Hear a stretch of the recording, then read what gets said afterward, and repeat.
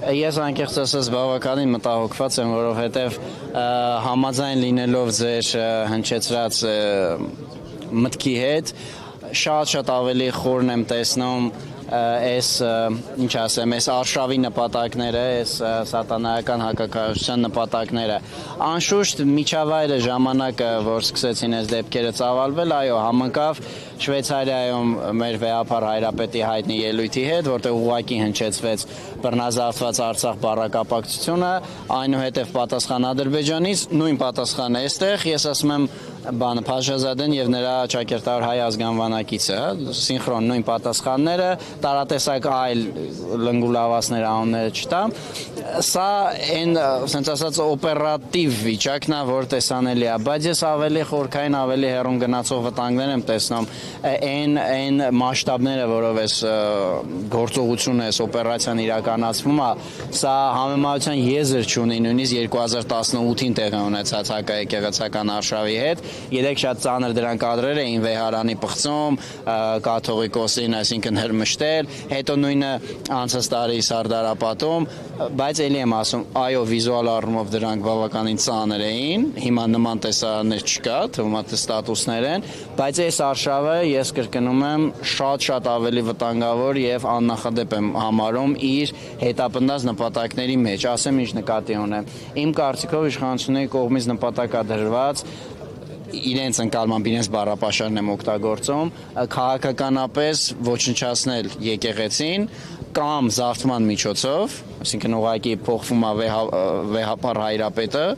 եւ հետո ամբողջ այդ նվիրապետական բանով, աստիճանակարգով վերից վար իրականացվում են համապատասխան փոփոխություններ, սա տարբերակ 1 իրենց ընկալմամբ եկեղեցին քաղաքականապես շարքից անելու եւ տարբերակ 2-րդ ոչ պակաս ծանր սցենար Գիտեք, պատմագիտության մեջ դա կոչվում է հակաթոռ կաթողիկոսություն, երբ որ կա իրական կաթողիկոսությունը, բայց զուգահեռաբար հիմնվում է մի հատ այլ հակաթոռ կաթողիկոսություն եւ այդ երկուսը սկսում են իրար հետ պայքարել, թե որն է իրականը։ Գիտեք, սրանցից հեռու չի, սրանք կհավաքեն կարգալույզ եղած ավելի փողոցային բառով ասած աբյուժնիկ մարդկանց, այդ բառը հանգիստ օգտագործում, որտեղ եթե կարգալույց արված է որևէ, այսինքն մեր եկեղեցու հետ առնչություն չունի, կհավաքեն կասեն սա է նոր գերագույն հոգևոր խորհուրդը, սա է նոր եպիսկոպոսած դասը եւ ըստ եկեղեցական կանոնի իրենք իրավասու են ընտրել եպիսկոպոսապետի, կաթողիկոս նշանակում է եպիսկոպոսապետ։ Եւ հայտնի թեմա անունը, եթե չտամ էլ դուք կհասկանաք որ թեմա նկատի ունեմ, հայտնի թեմն էլ մի հատ եկեղեցի կհատկացնի,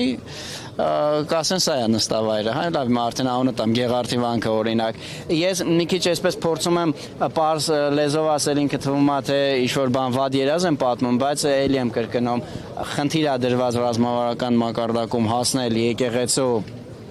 փաստացի չգոյությանը, ոչնչացմանը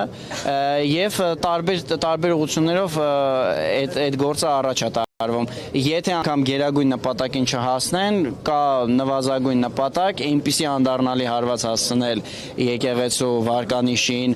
մոլորեցնել, գայթակղեցնել հավատացյալներին հոտը ցակուցրիվ անել, որից մենք գիտեք տասնամյակներով ոնց որ սովետական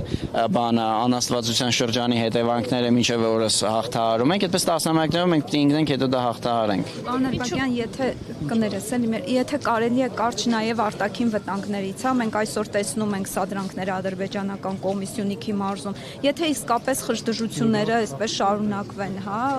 Ես կնեք ներողություն եմ խնդրում, եթե ձեր գործընկերները այսօրվա թեմայի հետ կապված, որ ճեպազրույց չդառնա, էլի,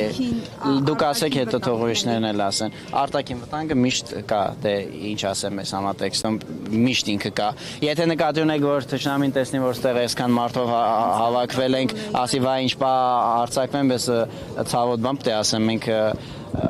ռազմաճակատի մի շարք տեղամասերում մենք շոկի մեջ ընկած ենք, թշնամին ունի մարտավարական նախաձեռնողականության ամբողջ հնարավորությունը, այսօրվա հավաքով չի դա ի վնաս մեզ բան լինելու փոխվելու, դուք ինչ-որ հարց ունեիք։